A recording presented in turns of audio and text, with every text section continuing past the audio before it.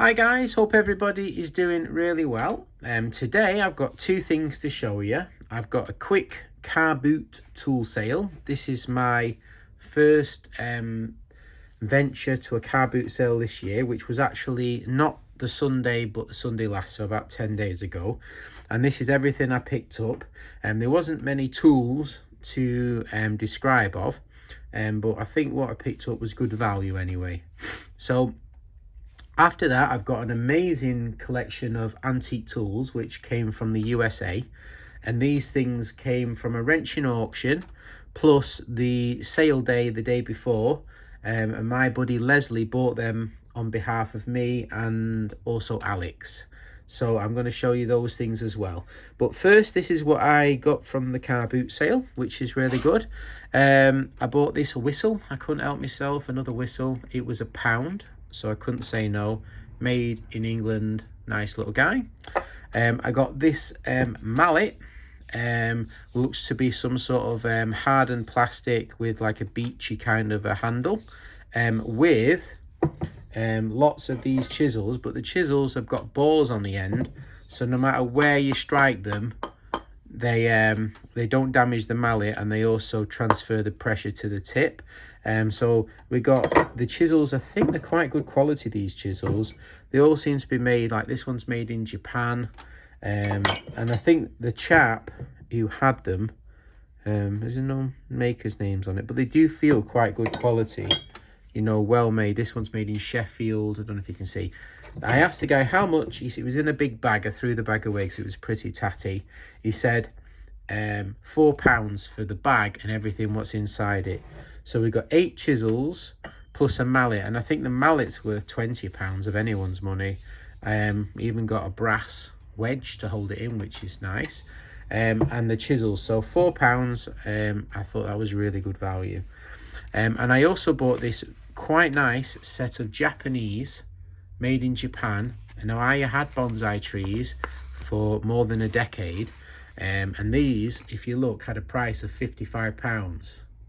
You can see there, it looks like 35, but it is £55. So but this would have been a long time ago. These are probably more like £100 now. Japanese, very, very high quality bonsai scissors, and these are really good for pruning right up until the stump. And let me actually go look in my drawer.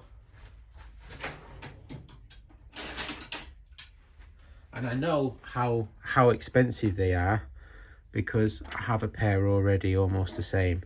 And these are Japanese bonsai scissors. They've got different manufacturers. This one's a different manufacturer to mine, which and I know how much I paid for mine, and I've used mine for many years, as you can see by the condition of the blade. So this is slightly nicer, very, very high carbon steel, and I paid £8 for those, which I thought was a bargain, so I was quite pleased with that. So that's everything I got from the car boot sale. No real collectible tools, but very good usable tools and a whistle. Right, I'll show you what I picked up from the wrenching auction next. Right guys, so this is everything which I got just about half an hour ago in a parcel. So the first thing, which didn't come from the wrenching auction, but this came, which I found on Etsy, I think it was. This is a carborundum, the sharpest cutting material, Niagara Falls, USA, the Carborundum company. Now I recently picked up a mascot from the Carborundum company, but the UK outlet version of this, as you can see there, it is a Indian head, and you can see it's a similar mascot. So this was this I found on Etsy, and I got it shipped to my buddy Leslie's actual house, which is fantastic. So this I thought would be a nice addition to the Carborundum, but this is the US version, which is really cool. So that was really good. The next thing I picked up, which didn't come from the auction, is this. This came from a chap called Old Tape 61 on Instagram, and it's a Tremo pipe wrench tool, and he advertised it for sale on his Instagram page, and I like Tremo tools, as you're about to see. And here there is a mirror, and you can look at my camera on the other side. So really cool. I really like that. I think it's a fantastic piece of advertising. Really cool, and it's nice. It's great to have. It's got some oil staining on it, which is a bit of a shame, but I really like Tremo tools. So that was cool, which also was sent to my buddy Leslie, and then Leslie posted it to me when he picked up the stuff from the wrenching auction. Now the next thing he gave as a gift was this Bemis and Call number 4-inch, number 80 for Alex, because Alex has got a fine collection of these, which is really cool. And also this, he said if Alex needs it, he can have it. This is a Bemis and Call 6-inch. I'm not sure if Alex needs that or not. But yeah, but this is the real gem, Bemis and Call. Really cool. Right, so then there was a dealer's table day before the actual auction itself, and he showed me a picture of some items, and I picked out a few things. We've got this Lone Star Missouri cement. God knows what that is for, maybe for scraping the cement, I don't know. It's got some angles in there, maybe for the corners. But anyway, cement tool, really cool with advertising. I think that was like $3. And then this very cool little screwdriver, I think was also like $5. This fantastic little wrench, absolutely tiny, minute. And what's really good about it is I already have one with slightly better writing on it. It's a J.R. Long wrench, company, 1906. And you can see it says 1906 there and 1906 just there. So I've got 2 of those now, which is the start of a collection, don't you think? But really like this little guy. The condition's not the absolute best, but it's tiny. Absolutely tiny. Really small. Actually, it'd be interesting to see how big it is.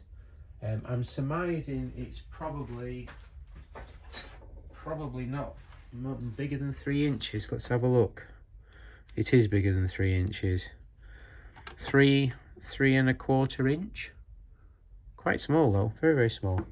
So yeah, so I was quite pleased with that.